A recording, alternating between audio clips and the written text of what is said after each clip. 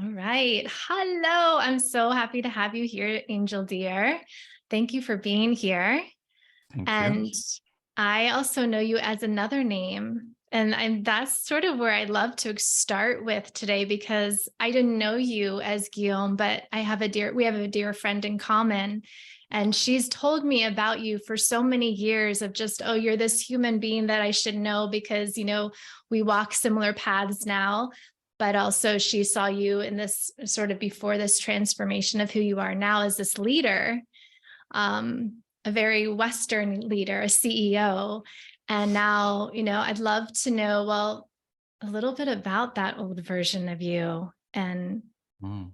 And then maybe we can go explore what's an awakened leader for you, what's an awakened leadership and passion with purpose and your spiritual advisory board. But we'll get to those and we'll dig into those in a little bit. But yeah, let's start with where you are now and then go back to that So time. do you want me to start when my old life was happening, I guess? Whatever feels organic to you. Well, I'm coming from Corsica. It's a small island in the Mediterranean, and Yeah. there are mountain people. So despite it's in the ocean, I mean, in the Mediterranean Sea, we live in those small villages in the mountain, and beautiful pine forest and rivers, and the warmth of the Mediterranean, but also the difficulty of living in the mountain. Mountains can be pretty intense, right? Mhm. And I've always felt very connected to that land. It's something that's always been present for me. And why I'm mentioning that, because I feel that somehow it's not like I'm a different person today than I was at the time. I Mm. just think maybe I lost a little bit my way along. I got into the bushes Mm. and distracted. I don't think I even like the term lost, because I think, to find ourselves, we need to get lost at some point, right? We need to kind of leave what we know and then see what works for us or not. But I feel like very much who I am today, which is working as this person that offer traditional healing and ancient wisdom, is very much what's so present not only in my upbringing Mm. and my land where I'm coming from, but also my ancestors and my lineage. So I've kind Mm. of reclaiming parts of myself that were hidden or blurred by Yeah. my corporate career. As you mentioned, I spent over, I think, 15 years in the corporate world. First, I went to a vet school, so I graduated as a veterinarian, as a doctor for animals. Uh, Yeah. I did my didn't know that part PhD. about you. I saw that in your bio and I was like, oh, wait, I did not know this. Where was that in his history? Yeah. Yeah, I specialize in emergency and obstetrics for large animals, for farm animals. So I Oh, was a wow. surgeon in emergency, C-sections and things like that. I really enjoy that. And I think there was already there this connection to the natural world, to the animal. Yeah. When you're a vet for farm animals, you spend most of your time in the countryside Yeah. and spend nights, walking with animals under the stars. And so there is this connection to nature that I really enjoyed and love, and people and animals. But Mm. then, yeah, I went into a corporate career, or a more, business-centered orientation as an entrepreneur and as a CEO of large corporation. Mhm. And despite, I guess, I was successful there, I enjoy um, my personal development, I enjoy my team, I enjoy the product and the brands I work with. I soon realized that this was not my path, really. At Mm. least this was not where I wanted to be in 20 years, in 40 years from now. Mhm. It was mainly lacking purpose, and I think as we transform individually, as finding our purpose, finding our passion, some set of values arise that maybe we didn't think were important at the beginning, or we didn't pay attention to. And then there can be a disconnect between our personal values and purpose and the corporation we work with. Yeah. So it was mainly a departure from that, but not a departure towards something else. I mean, at least not what I'm doing now, because when I changed, I didn't know what I was going to be doing. And it Okay. took probably 10 years of, going from point A to point B and transformation. And it's a transformation that's still going on, right? But there was not like, okay, I want to leave this world because I want to run a healing center. I Yeah. want to, dive into shamanic wisdom and potentially teach them one day. I didn't see that coming, I would say. Yeah. So can you go back to like a little bit of that time and space when you maybe didn't know, but you knew there was something else that wanted to be born within you? Like, what did that look like in terms of the role you were playing and like the struggles that were coming up and the patterns Mhm. that maybe were coming up that you were participating in? Well, I think the whole path of healing or spirituality is very much about consciousness, right? So becoming conscious of what we're not. I don't really like the term of awakening because, I think it's a little bit new agey and it's not properly used most of the time, but, we are all on the path of consciousness, right? Every human beings is in the path of rediscovering who we are. And I think what comes with career success, Yeah. which is money and maybe, recognition and all of that, for me was happening in the same time as I was diving down inward. So Mhm. there was this outward curve of media and PR and Mhm. exposure and, all the things that are attached to that. And at the same time, a realization that, yeah, there was a lot of things that I needed to heal, that I could not clearly feel that this outward success was going to be an answer to my inward success. Mhm. In my case, right? For some people, it's different. But for me, there was definitely a split. And I think that split between the public image and the internal experience Yeah. created a massive discomfort. And you can numb it, right? If you drink a lot of alcohol, if you're very social, if you also not look at your delusions, at your confusion, right? You might think your confusion is clarity, right? Well, this is how it is. We can justify, I think, what we do a lot by creating stories that we adore. Yeah. Right. And Yes. we are very good at creating stories and narratives. I think humans need stories and narrative. And if the narrative answers to maybe our culture or family or our colleagues system that we are in, then we might find, even as we become spiritual, which I'm not really sure what this means, but as we become conscious of who we are, we can find new narratives and keep going. Mhm. But at some point, to me, it was very clear that the system I was participating in were not the system I wanted to support. Yeah. It was not the type of world I wanted to really experience.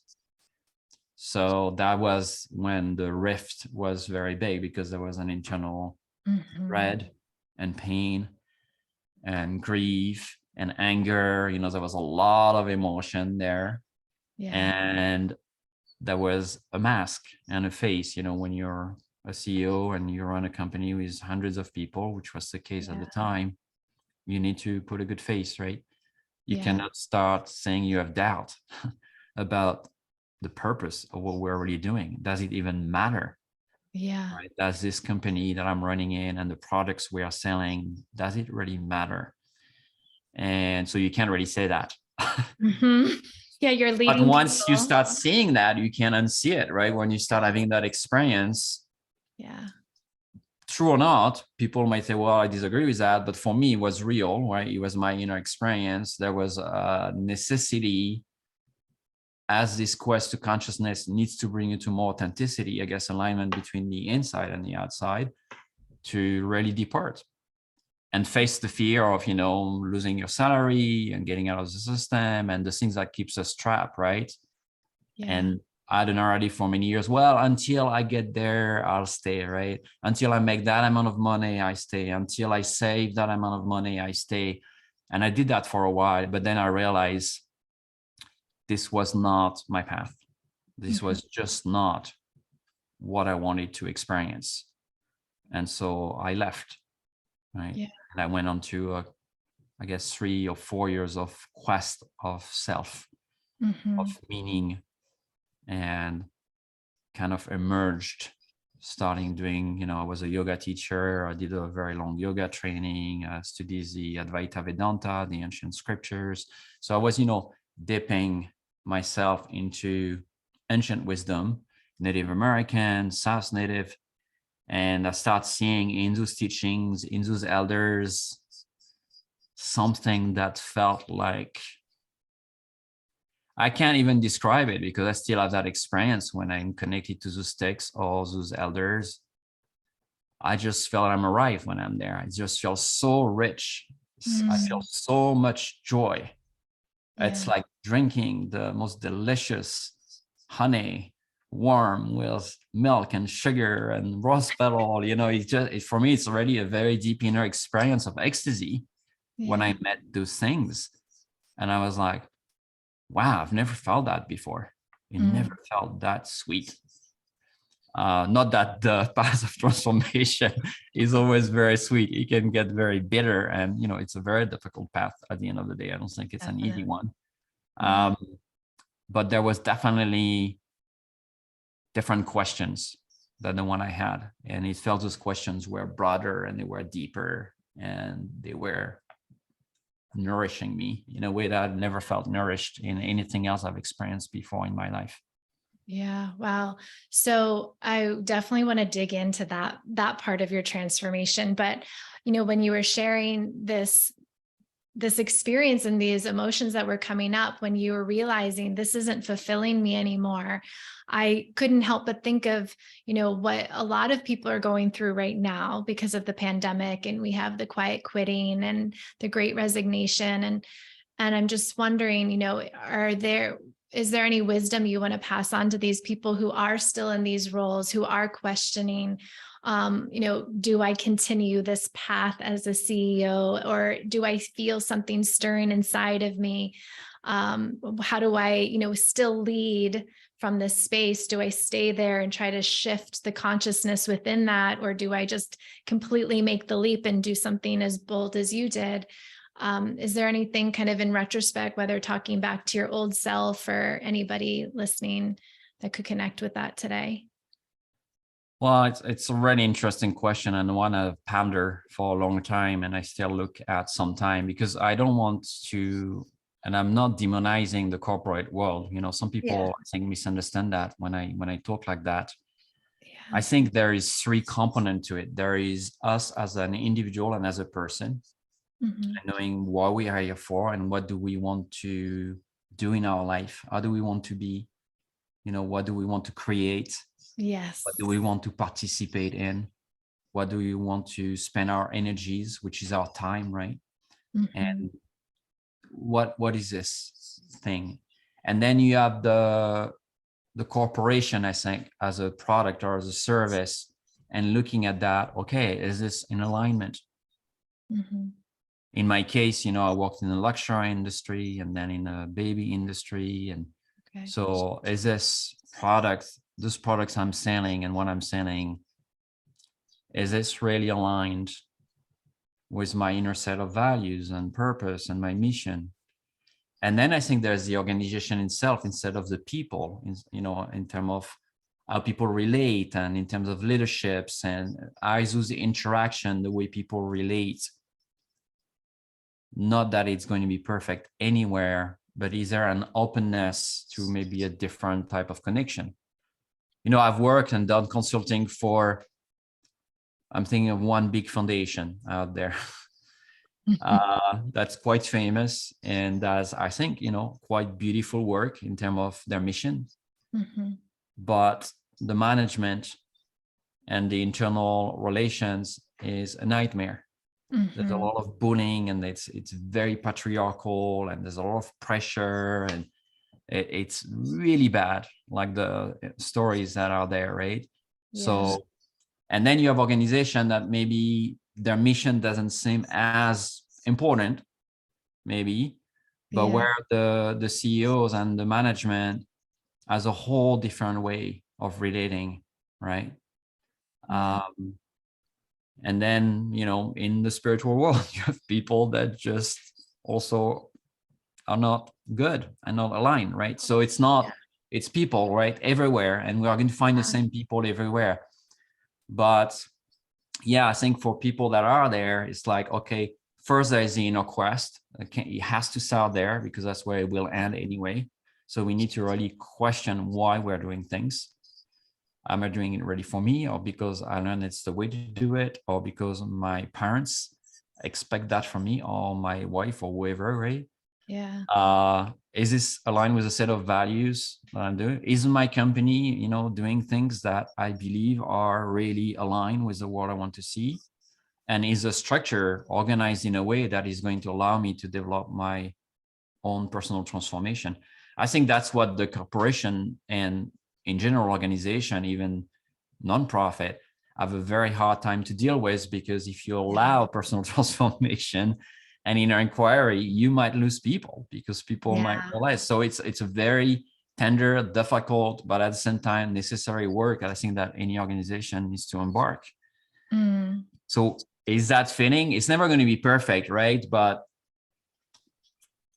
we see usually very quickly when we start doing inner work where the misalignment is, right? Yeah. Oh my gosh. Yeah. You said a lot of beautiful nuggets of wisdom. I really resonated. Thank you for pointing this out too, of, it's the people, and it's not even just the mission, but it's even in the spiritual community of these misalignments as well.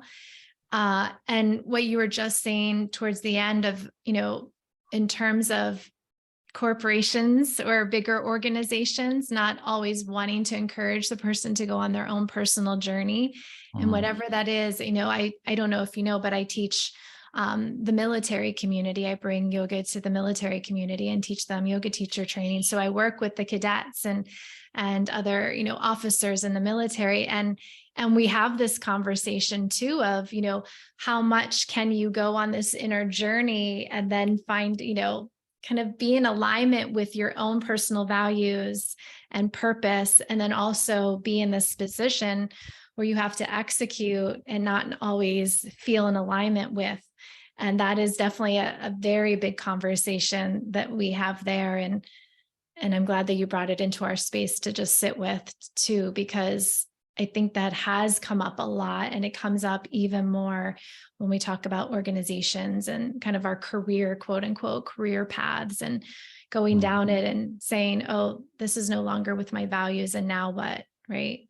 Yeah, and I think it's important to have that process and to stay aware of our relations to others, and to make sure we don't start to demonize the Yeah. corporation, the organization, the leaders, or Yeah. individuals, right? I don't think anybody's evil. Sometimes you say, oh, this person is evil on social media, or this person is Yeah. like that, right? We are all multifaceted. We're Mhm. all very complex, and we are all full of contradictions. Once we start digging a little bit, right? It's like, I was talking to a friend about it that buy all those, organic products and veggies and fruits and all that. And I was, mentioning to him that, yeah, what I buy is maybe not always organic, but it's from my local farmers, right? Mhm. Because I know where it's planted and I want a relationship with the land. And when I can, I don't always do that. Yeah. And that, in fact, a lot of organic product, they might look good because they might be better for the environment, but most of the time use slave labors, Mhm. use very underpaid people, have massive carbon footprint because it's shipped from all over the world. I Yeah. was reading somewhere that a lot of the spinach, organic spinach we eat in America, is coming from China. That's so interesting. So it's like, Yeah. there's no perfect choices, right? But I think it's important to question and to Yeah. inquire, and then say, okay, is this aligned? And I think, like the work you do, I think with the army, I think it's super important to be Yeah. bridges, right? To not say, oh, army's bad and this is good, Right. because it's not the case. There's Yeah. extraordinary people that have amazing hearts and take care of their family and really have a sense of duty and service in the army that you Yeah. don't find in other places, including the spiritual community, right? Yeah. I mean, being ready to give your life for a cause, we can debate about the cause, but wow, Mm-hmm. we can have respect for that, right? And I have a lot of respect for that. So I Yeah. think it's very important to not like, oh, finger point this organization or those products. But I think as a collective, we need to move together and towards a transformation. That's quite evident in the world of today. It just doesn't work. What it needs to be, we don't know, but what am I going to do about it? What is my role in it? How do I participate? What do I need to heal personally that is still fitting into something I don't really believe in, Yeah. right? And sometimes there's no choice, or there's not an evident choice, and there is not an easy solutions, right? I'm Yeah. still driving a car that uses petroleum, while I am very conscious that all companies are definitely, not always acting really good for the land, for the people, for native lands, Yeah. for the environment. So it's one of my things that I haven't reconciled yet, Yeah. right? And also, I think a lot of people, are very low income or are very socially excluded from this conversation. Totally. And very often they have absolutely no choice in where to buy their food or to consume, where to work. Yeah. So we cannot demonize even someone that needs to work at Walmart as a cashier, even if we say, okay, I don't like Walmart, for example, right? Yeah. Yeah. Because she has to feed her family and her kids, right? So I have to be conscious of that. And how do we support that? How do we shift that? And I don't Yeah. have the answer, by the way, right? So You let's be don't? clear, Come on. everyone listening. And, I'm Yeah. not saying, hey, go talk to me. Yeah. No, but I think we need to question it. We Yeah. need to open the conversation, and we need to be able to sit together around the table with our differences without name calling and judging, and being able to have deep listening and understanding, because there's no other way around. We are going to do it together, all together, or we're not going to do it.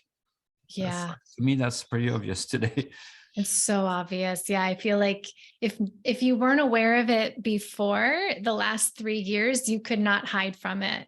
There's just been so much polarity, and I love that you brought that into the conversation, because I feel what you just said, we have to sit together and be able to have these really challenging conversations in any environment, even if it's sitting at a table with your family at Thanksgiving, or sitting at your job, or, having these really heavy conversations or avoiding them, right? So part of your journey, I mean, has been holding space for people.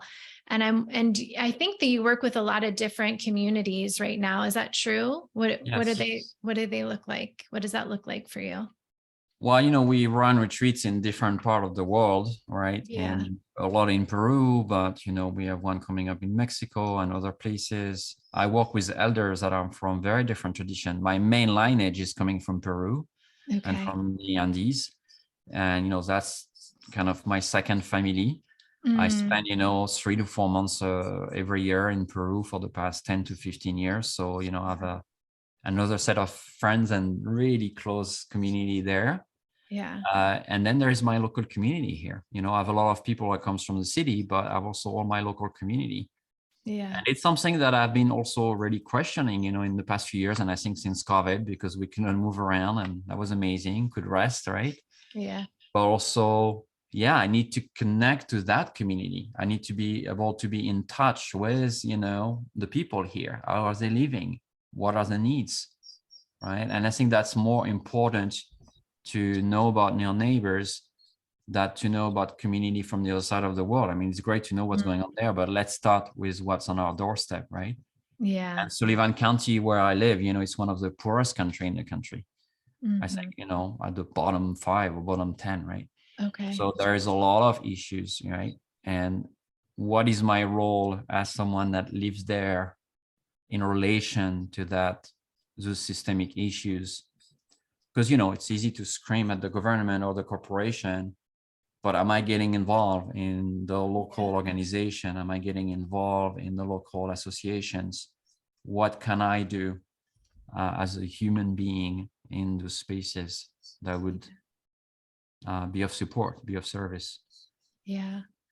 I appreciate you bringing that, because I feel like we did all go somewhat global because of the pandemic, and we were in our homes, on our computers, finding in a lot of beautiful ways, right, that we could connect with people around the world that were like-minded. And maybe if you were in your local community and did feel like you didn't belong, you now had this outlet to really connect. But I love how you were saying, but you also have to be with your physical local community too. And that really is part of the transformation that you're saying is, look at your neighbors and help them and see, where the issues, the systemic issues are. And what does that look like for you? Like on your daily basis of holding space in your local community? Why it is, going to my local church on the Sunday and Yeah. connect to the pastor that I really love and connect to the people that goes there that I'm not going to meet anywhere else. Yeah. Unless I go there. It's being involved. We have a business association in the community of all the different type of businesses here, and being involved with that organization. And also I've been thinking, I became American, 3 years ago, and now I can vote and I can be involved in that. And it's also, okay, if I don't like the politics, if I don't like how I'm represented, what am I going to do about it?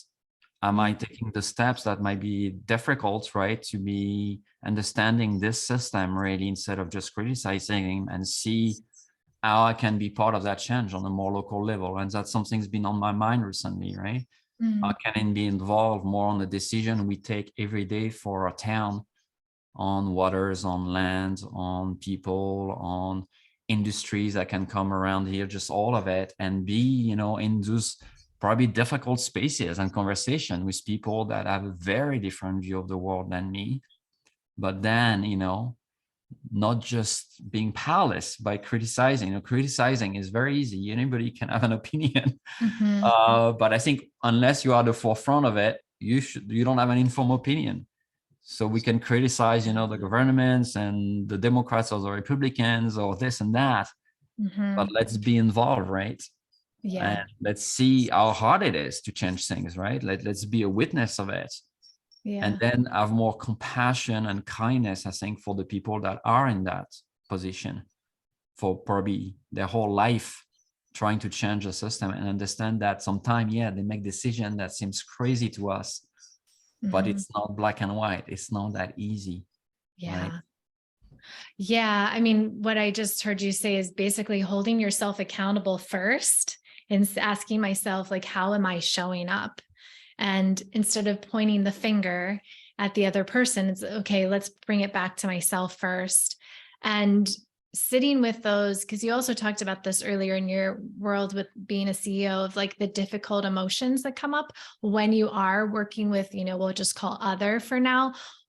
Are there some ways of how you deal with it? And I know you do probably a lot of shadow work with what you do as entering in as an elder. We were just talking about that before we press record. You're almost an My elder. few gray hair, right? And I have some here.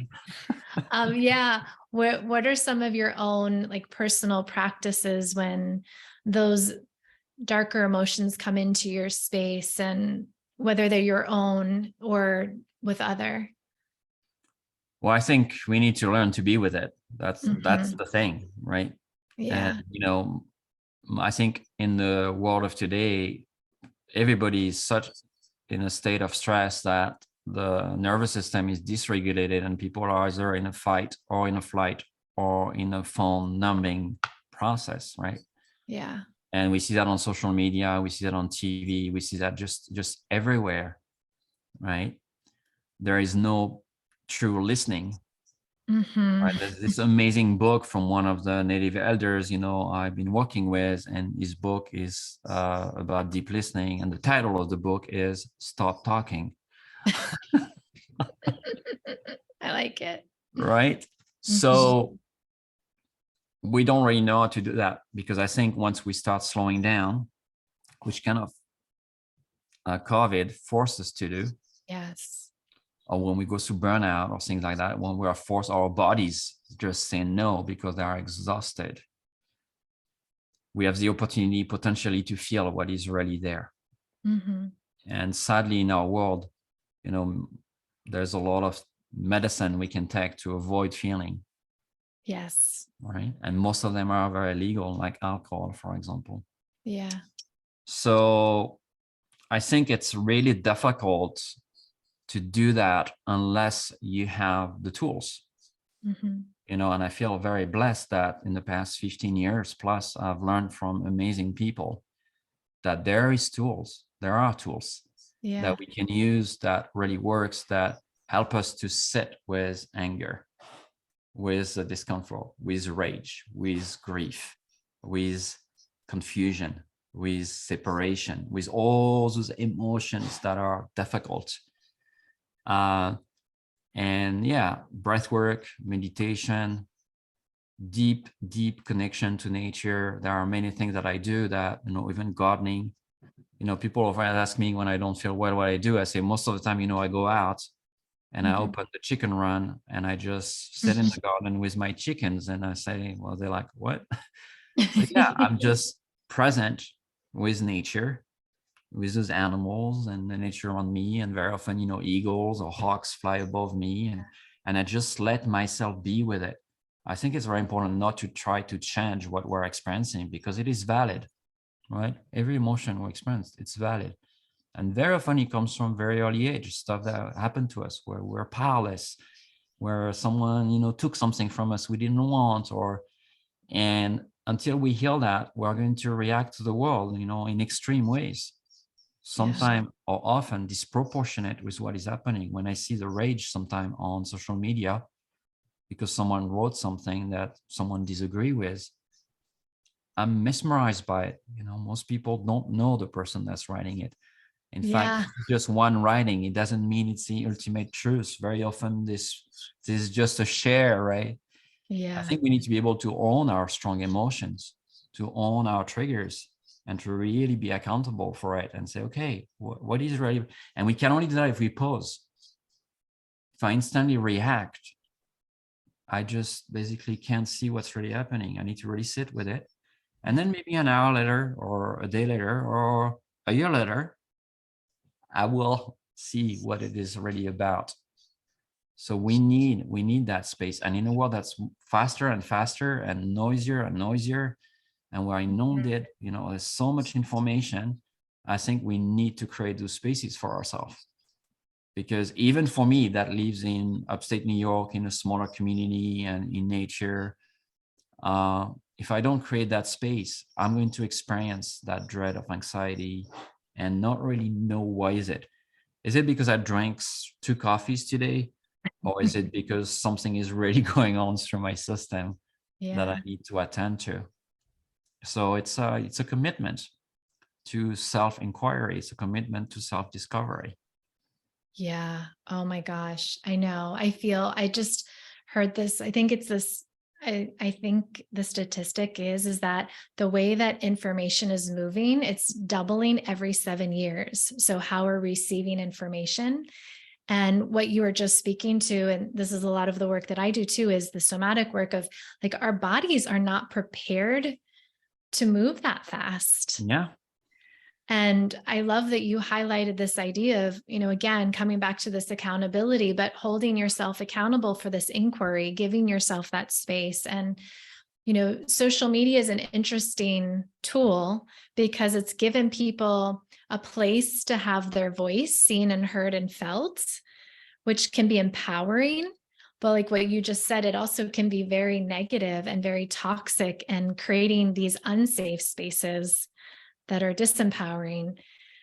And I'm just wondering, in terms of the space that we're kind of sitting in right now, of like, are there, in an ideal world, what would a safe space look like where people can truly share their voices and feel seen and heard, but not in a way that it's going to be hurting somebody else? or being received, that it's triggering these old wounds. Is it possible? Do you see that vision possible? Maybe not. I'm not sure. Well, is it possible to not be triggered by someone saying something? No, it's impossible. We are going Yeah. to get triggered. So I think the Yeah. definition of safe space sometimes can Yeah. be very sugar coated, right?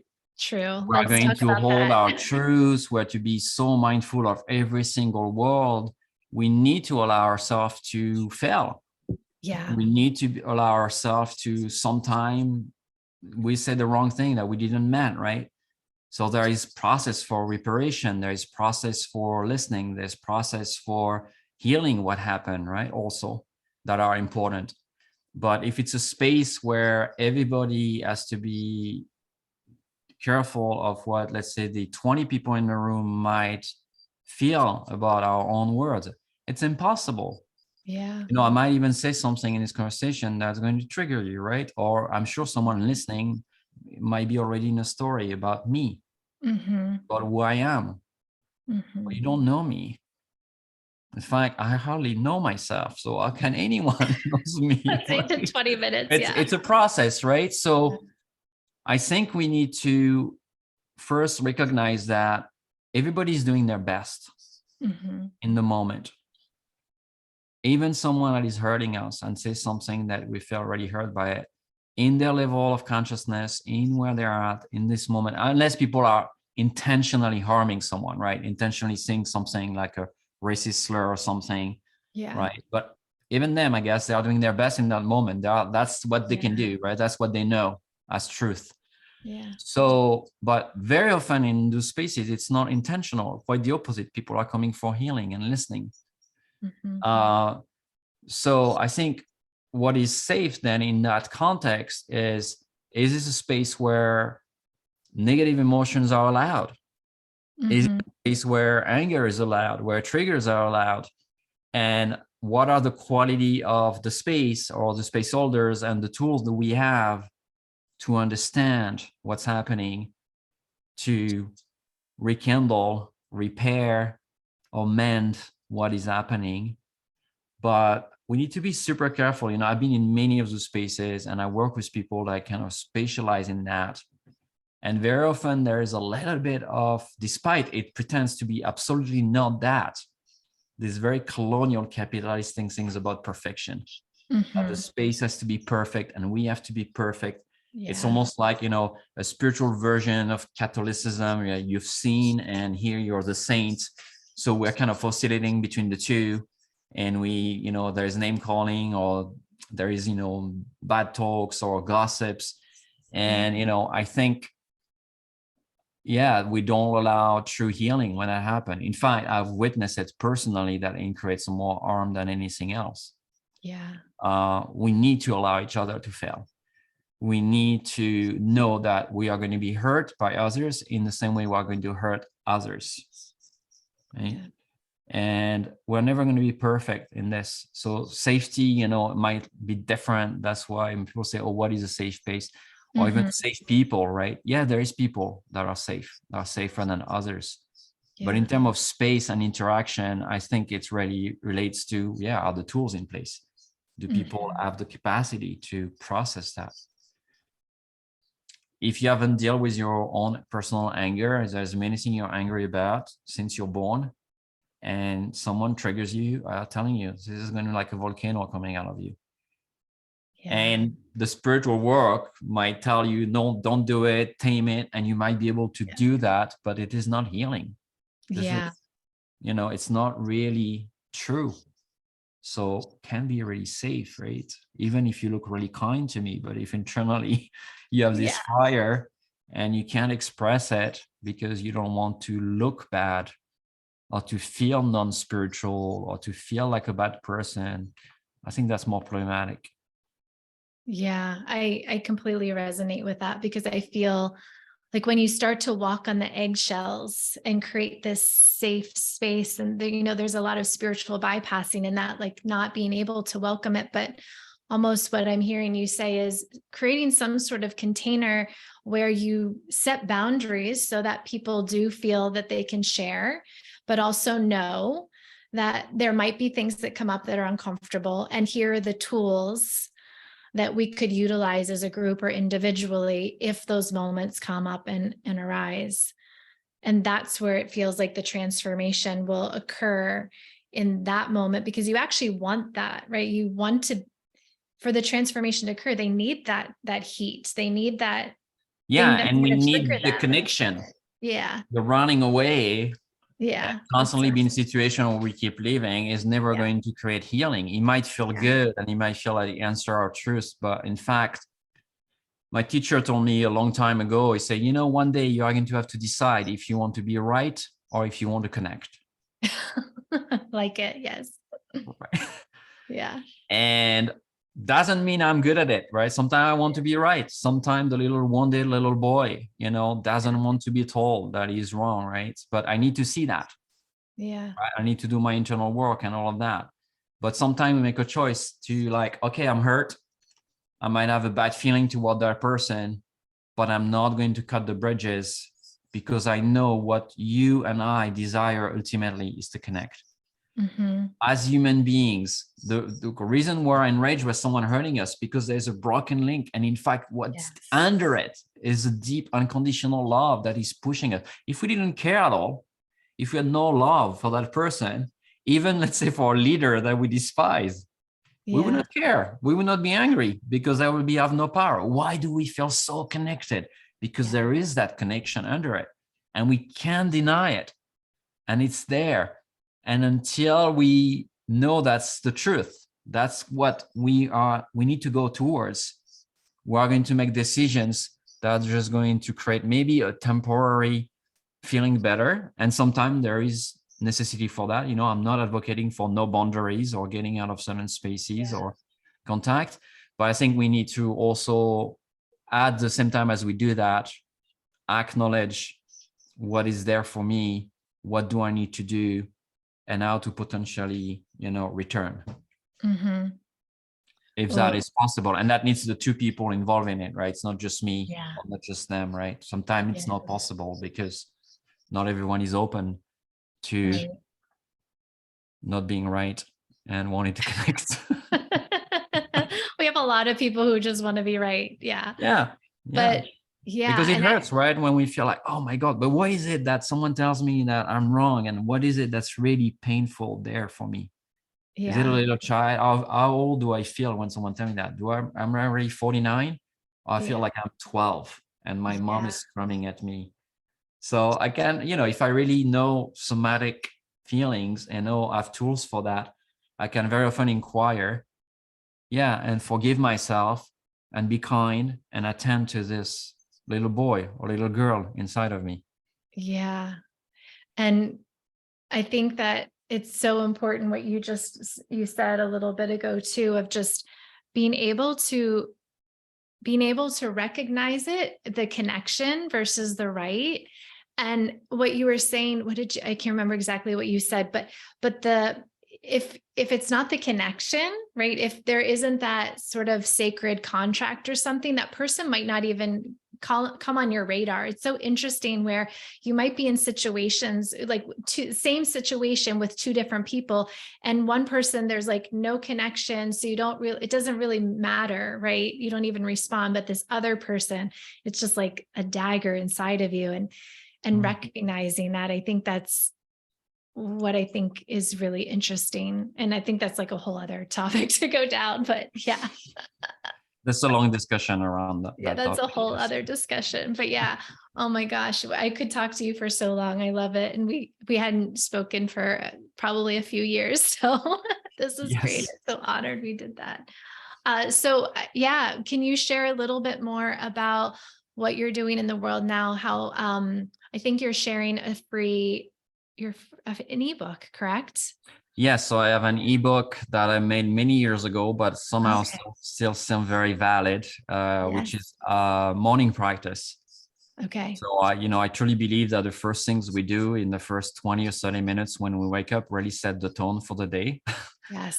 It's not just me saying it; it's really my experience and the experience of people that do that.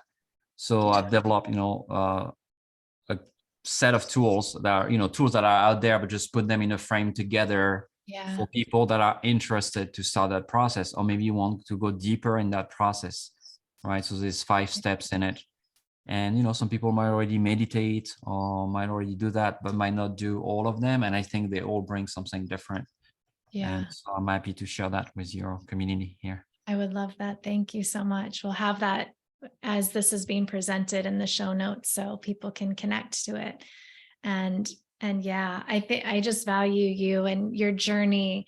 I just want to acknowledge that you've been on a beautiful journey, and I didn't know the first part of your journey, and it feels like you're coming back home. I know in a very different location, but you are in a mountain. You are in the I am in a mountains. mountain. Yes. So, Yes. but it's been beautiful to witness you from afar, and now getting to know more about it and you. And yeah, it's very special to be able to share that and bring your wisdom into this conversation. So thank you so much. Thank you, Phoebe. Really a Yeah. pleasure to be with you again today. Yeah. Good. Thank you.